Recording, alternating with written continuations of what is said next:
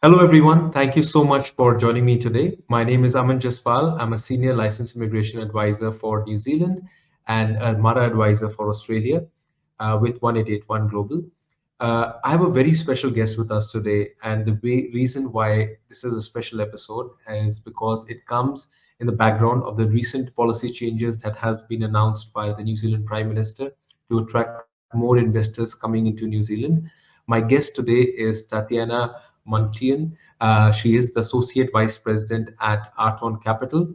Tatiana has had extensive experience in this industry. She has helped high net worth individuals, helped countries form policies around investment migration. So it's a real pleasure to have Tatiana with us. Welcome, Tatiana. Thank you so much for joining us at the podcast today. Thank you so much, Aman, for the invitation. It's an honor to participate in your podcast, and I really looking forward to a great talk. Thank you, Tatiana. Thank you really for joining us. And I was telling my audience that it is such a pleasure to have you over, especially in the wake of the new policy changes that have been introduced by the New Zealand government. So your insights into that, along with your other professional insights, would be really valuable. So before we get into the professional side, I want to know a little bit about your personal journey, Tatiana. So if you tell me a little bit about your personal journey, please. Of course. Well, the most popular question I get: how did I get into this industry? And my personal journey starts from the country that I was born. It's Moldova. It's a former USSR country, and we were very restricted with the visa accesses. And I had to stay in line to be able to get visa and get out of the country. After many years trying to get out, I finally married a US citizen and got an American passport. And of course, it opened up the world. My mission today is to help as many individuals as I can to be free, more mobile, to offer them better opportunities, to offer them a possibility to go to the place where they are more loved. That's great. So you've got such a diverse professional journey, Tatiana. Was there any defining moment or turning point in your career that pushed you towards this role that you're currently doing? Yes, I have a vast experience working for international organizations, for Organization of Security and Cooperation in Europe, also for the United Nations in Vienna, in Austria. But the true turning point was joining Arton Capital, where I could merge my expertise in wealth management, global citizenship, and high net worth investor relations to create a real impact. That's amazing. And what motivated you to pursue a career specifically in investment migration and global citizenship initiatives?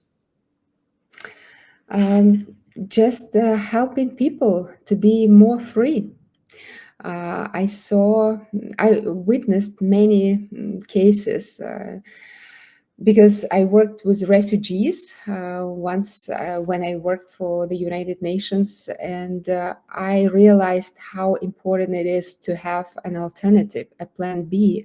I witnessed people who were stateless because somehow they lost their citizenships, lost the passports, and yes, and this situation really motivated me to help.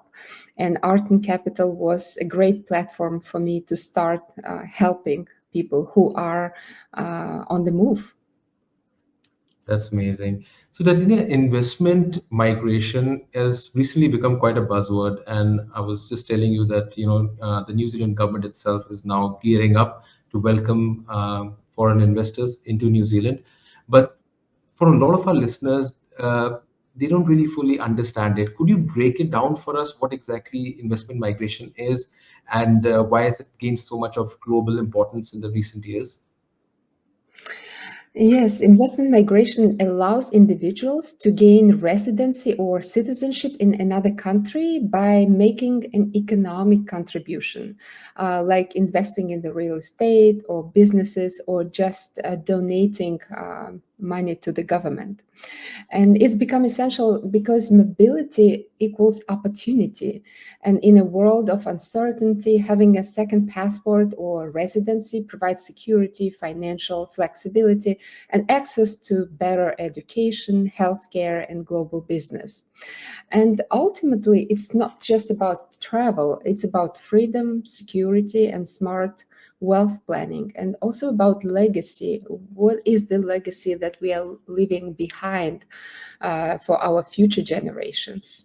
And this can be an alternative citizenship or residency. That's amazing.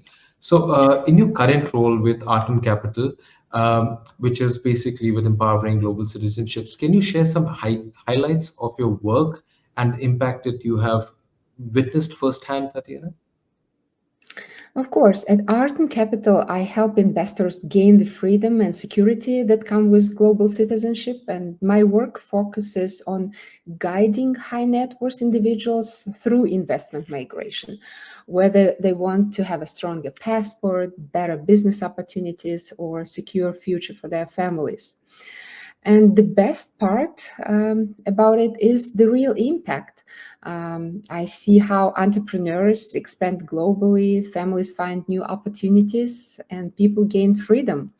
And they choose where they can live and work. It's not just about travel. As I said, you see what is going on now in the United States. I'm based here. And we follow this situation during every election, before the election, during the election, after the election. There are people who feel like they need a plan B, they want to leave. And how is the process, Tatiana? So who are the kind of people that you are generally looking out for? Uh, at Arton Capital, we advise high net worth individuals or ultra high net worth individuals. Mainly, these are the CEOs of the companies or entrepreneurs, founders. Also, many of our clients are, let's say, marrying somebody with not a very successful passport. So the spouse needs support, or they're moving to another country, or they would like to move businesses. Like we are very strong in the UAE, and now we help Americans, Canadians, European citizens to move their businesses to the UAE and obtain golden visa. Okay, So fantastic. these are my main.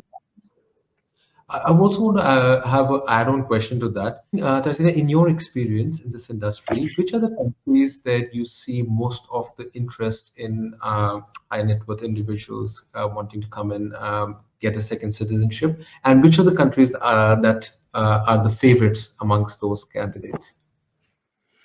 Absolutely. So, what is in style right now? Of course, Caribbean passports are still great because they still offer the 0% tax for the worldwide income, for the inheritance tax. Also, Malta citizenship is very in style right now because this is the only direct path to the citizenship that you can get in Europe. The investors can obtain the passport just in 1 year. Although other golden visa programs, they do offer this opportunity towards the passport, but it takes time. It might take like 5 or 7 years. Some countries require the residency in the country, or the investor has to learn the language. But Malta is great because it's a direct path towards the citizenship.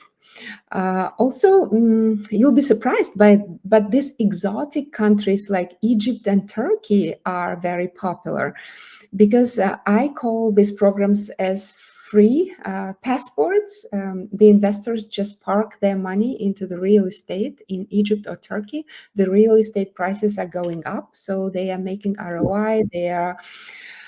And then in 3 years, they just sell the property and they keep the passport that they actually obtain in half of a year after investment. Okay, that's interesting. I want to go back a little bit on your journey. I know you worked with international organizations that UN ODC and USAID. How did those roles prepare you for your current responsibilities in investment migration? Yes, working for the United Nations, I helped refugees find safety and new opportunities, which showed me how life changing mobility can be. And I also worked on global projects, learning how to navigate policies and work with different cultures. Certainly, this international experience of me working in Central Europe and also in Central Asia and the United States, um, knowledge of 5 languages is also a great asset. So I can talk to many investors from different countries, and I just love what I do. I'm very passionate about it. So Tatiana, I wanted to ask the question regarding technology and digital platforms shaping the future of investment migration services. What is your opinion on this? yes, at Arton Capital, we embrace the power of AI and technology. And this is why our services are very efficient and we are one of the leading firms on the market today. I would like to highlight one part of how we are using technology. We do an enhanced due diligence even before we offer our services to the client, just to avoid any complications with the further application. Technology allows for real-time data collection and analysis and enable us to do better due diligence processes. I believe that AI can shift through vast amount of data to access applicants' financial backgrounds, legal standing, and risk profiles more accurately, and that enables us to process the due diligence on a very high level and be able to prepare the case for the application and get a successful result. Tadani, I also want to know, you are considered as a real guru in this sector. You're also an amazing woman leader. I want to know in your journey, which spans multiple countries and multiple organizations, what challenges do you face as a woman leader in this global industry, and how do you overcome them? In a fast paced world that often excludes women, it's essential that we maximize our opportunities to build global networks of like minded individuals. I believe that your success lies in the connections that you build around you. I think we should surround ourselves with people that drive us to achieve more, whether it's women or men. They we surround us with the individuals that help us and help us approach the world with unrestricted view. And when we are alone, of course, women can be ignored, shut out of those places of power. But when we collaborate with each other, we build our strength in numbers, using the experience of others to better ourselves. Then there is nothing we cannot achieve. That's wonderful. That's such a wonderful message. Then I also want to ask, there are a lot of young people out there who are probably listening to you right now, and they're quite inspired, and they want to get into this industry of investment migration. You have, in your journey, mentored and trained a lot of people in this sector. What advice would you give someone who's aspiring to build a career in investment migration? Yes, I'm all about global citizenship and global mindset. I would advise them to build this global mindset and approach the world, looking at the world as a global. We don't talk about cultural competence enough, but this global outlook will drive their career in more ways than they can imagine. And I also have 2 sons, so one is 11 and one is 13. Um, and because we traveled from one country to another, I gave them the opportunity to see the world. Both of them have 3 passports each, and I think that's a great opportunity to be more international. So I would advise to learn more, to learn geography, to travel, to communicate with people all over the world, and just open up the world. And it will definitely help.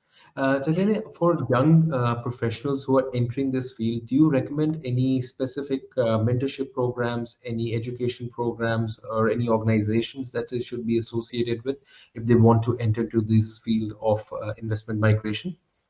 Mhm.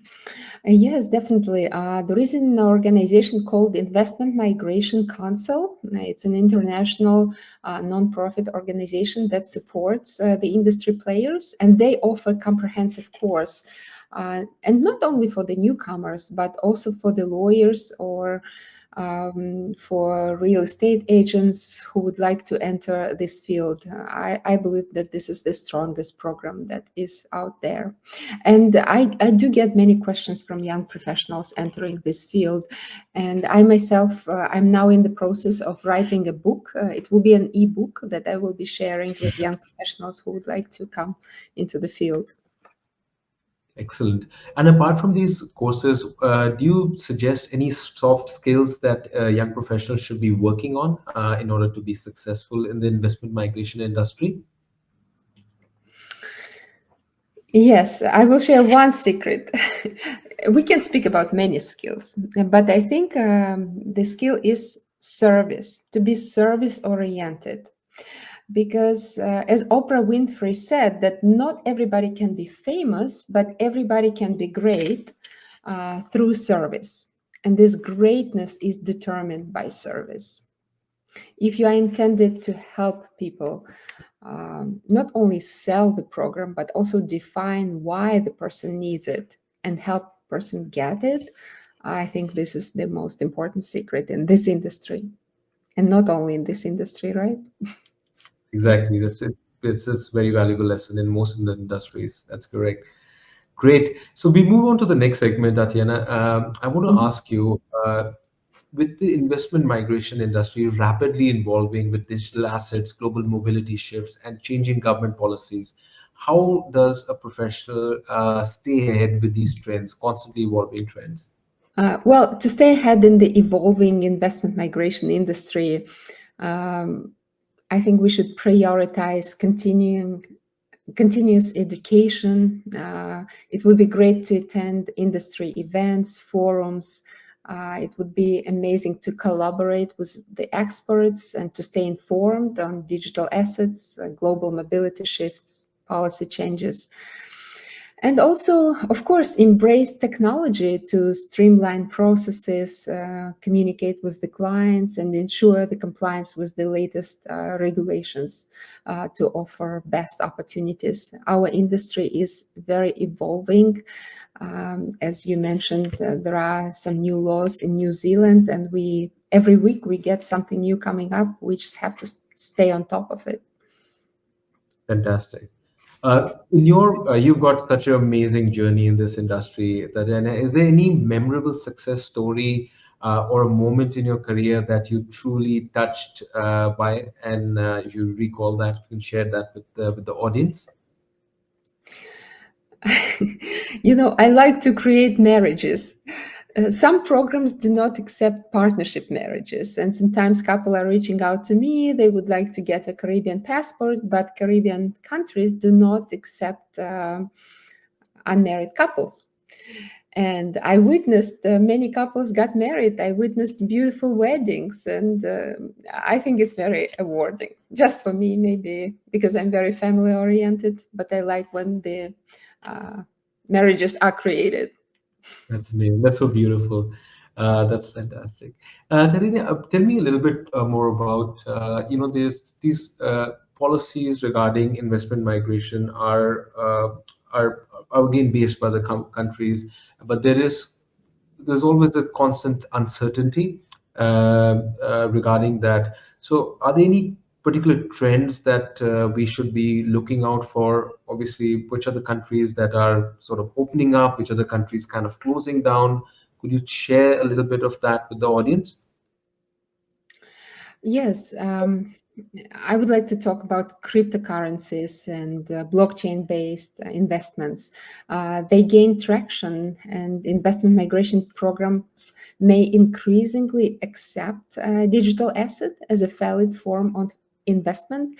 Some countries already accept cryptocurrencies as the source of wealth, and this is great developments in our industry. This will likely open up new markets and opportunities for clients seeking alternative investment pathways. And as the market grows, governments may impose more stringent regulatory requirements on the investment migration programs, and we see the developments already. At the same time, competition among countries offering these services will intensify, leading to more innovative and client-friendly offerings. I believe in the industry. I think it will exist forever. It will evolve, it will change, but it will be flourishing because we are helping people. And this is amazing what we do. Fantastic. And you also said that a lot of times we get these questions regarding the ethical standards, right, when we are in the forums of the government and policymakers. So how do you ensure ethical standards are upheld in high-stakes industry like investment migration? That's a great question. Thank you for pointing it out, because there are many industry players, smaller companies, scams in our industry. I get many clients calling and complaining that, oh, somebody took the money and disappeared. I ensure that all actions and advice comply with local and international laws, including anti-money laundering and know your customer requirements. Maintaining up-to-date knowledge of this regulation is critical to ethical practice. Also, an advice for the clients when they start to work with an advisory firm like us, they have to make sure that the company or the lawyer from the company is licensed to support the processing of the programs. They can go to the local government's website, they can find the name of the lawyer or name of the company. This is very important. Just a warning for the clients, and also helpful advice. Fantastic. That's good. That's a really good advice, actually. Yeah. Tatiana, before we go to the rapid fire round where we get to know a little bit more about you, I want to ask you specifically about New Zealand. Like I said, we are opening up our borders to international investment. The current government is pretty proactive. What are Arton Capital's plans for New Zealand? Are you looking at helping out investors? Can investors reach out to you? What does Arton Capital have to offer them? Well, a New Zealand program is new, and now it's expanding and changing, and we are planning to support the investors for this program. We see that many celebrities from Hollywood, from the United States, are moving the movie productions to New Zealand. It's a beautiful country, great possibilities, and the most important, it's far from all the actions, all the bad actions that can happen in Europe, Ukraine, Russia, the US. I feel like New Zealand is like a paradise, safe place to be. That's amazing. Great. So we have a quick rapid fire round for you before we wind up. So just about 10 questions just to get to know you, so that the audience get to know the other side of you, the professional side. So my first question, one book that changed your perspective? It's The Master and Margarita by Michael Bulgakov. It's a Russian author, but definitely that book taught me to find meaning beyond material success. Fantastic. That's very beautiful and very informative. And your go-to productivity hack? Not to multifunction. It's to concentrate on one task at a time. It's difficult. I'm actually working on it right now, but I find it very useful. Especially in this world where we are constantly surrounded by gadgets. That's a very, very good point. Your favorite city that you worked in?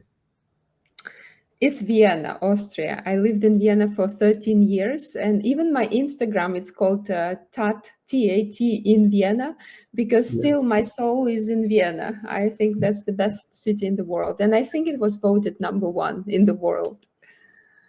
Wow, really? Okay, wow, beautiful. Okay. And one leader that inspires you the most? Now, I think Trump. Do you have to He's say that because very, you're in the US? yeah, exactly. He's a political leader, but he's very determined and he gets things done. Yeah, that's true. That's one fact about Trump that is true, that he gets things done and he's very headstrong and determined. Yeah. And a piece of advice that you would give to your younger self. um, to overcome this scarcity mindset and just do it, not to be scared of anything, just go and do it. Wow, fantastic. And what's your favorite quote or motto? They just do it. I think Nike created the best motto for me, just do it. Beautiful. If you weren't a investment migration professional, what career would you have pursued? Well, I would probably teach yoga. It's my favorite hobby.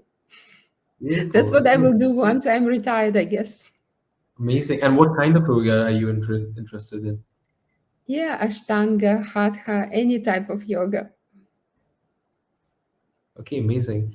What's one global citizenship program you think more people should know about that's not really openly spoken, not enough is spoken about it? Yes, the new program in Hungary that Arton launched recently together with the government of Hungary.